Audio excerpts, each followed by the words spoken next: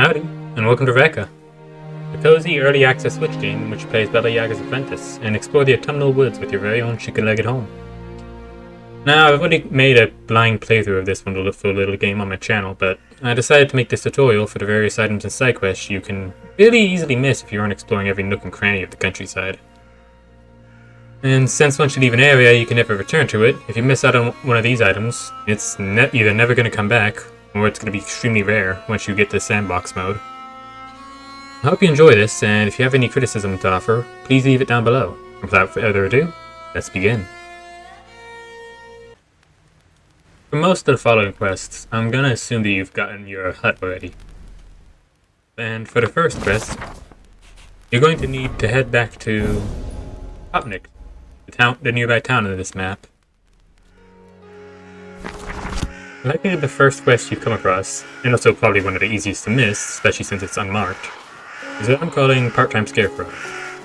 This man is harassed by crows for not paying the local witch for her services. If you choose to help him, you'll be able to shoo away the crows. We go to each one and pressing E. If you do this, well, he will reward you.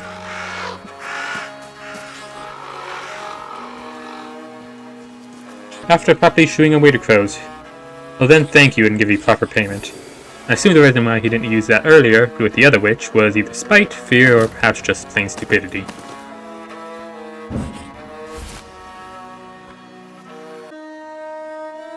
Traveling through the woods east of town, you can come across the gloomy ruin. Looking inside, it's full of candles and a strange mirror. Light the candles, allowing the nearby mirror to eventually see for the first time in who knows how long.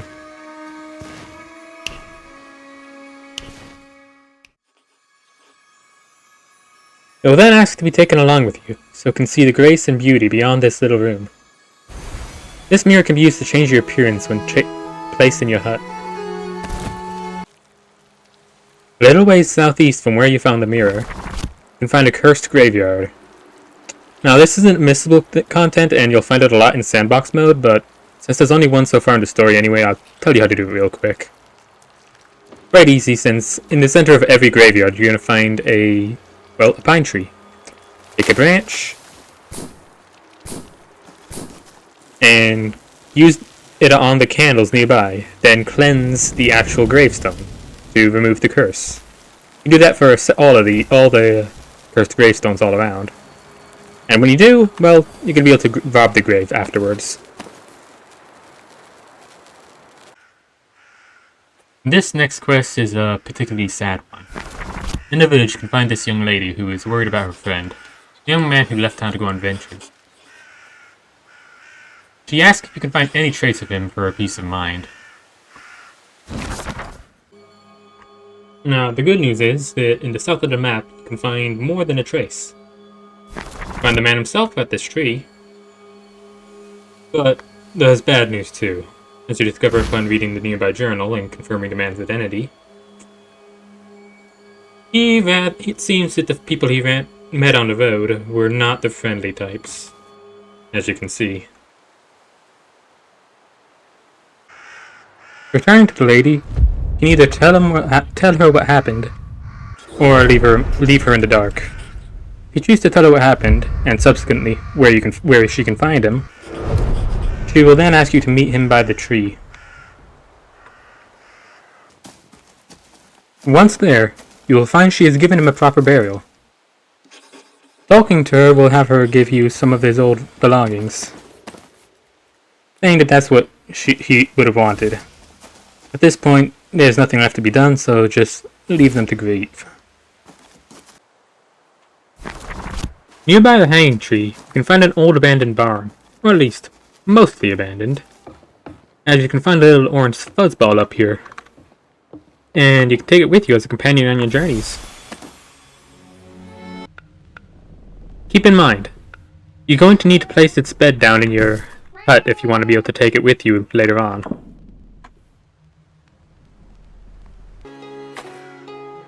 Returning to the village, you can find a widowed pumpkin farmer who needs help with bringing in the harvest. Be careful when you do so, though, because if you use your crows on accident, you can actually break the pumpkins and render the quest completely unable to be finished fully. Though she will still reward you even then, thankfully, though it won't be the full reward. Once you've gotten all the pumpkins into the barn, speak with her again to let her know that you're finished, and she'll reward you with some pumpkin-themed goodies. Of course, as it turns out, pumpkins are also a rare ingredient, only able to be found either here, or at a randomly generated pumpkin farm in the sandbox mode. So if you feel like you can't wait to get your own, or don't want to leave it to chance, you can try to break some of this stuff, and take it with you. Make sure you do this after doing the quest though, if you want to get the rewards from both. Not far from the pumpkin patch, the local goat farmer is missing a kid. That is to say, a baby goat. Not, Thankfully though, it isn't very far. And you can find it just over at the pumpkin patch again. It's over by the well. And you can hear it. You can hear its bell jingling as well to help you find it further.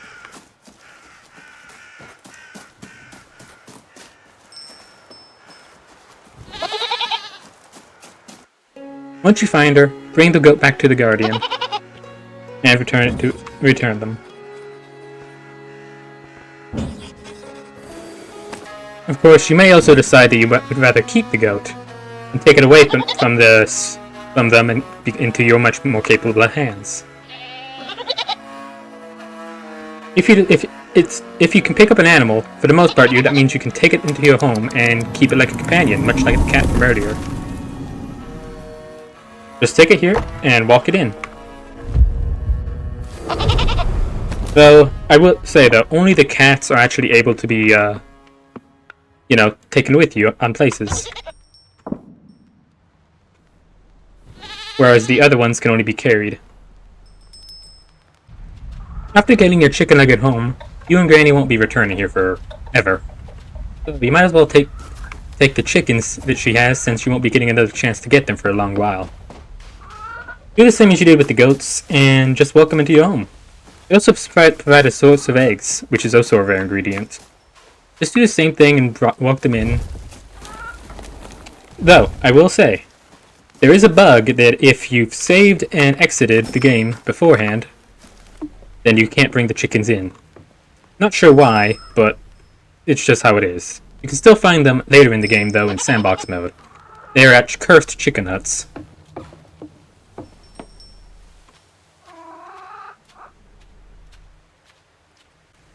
At this point, you should be about ready to move on with the story, so check and make sure you've grabbed everything you need here, in case you forget something.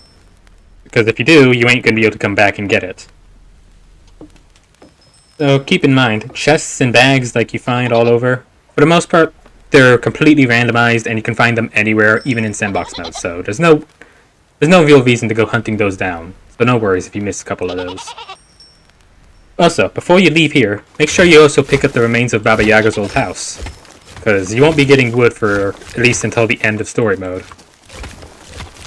Once you have it all, make sure you put some in your oven as well, because you're going to need to cook for later quests. I recommend having at least 20 pieces of wood inside your oven before you do anything else.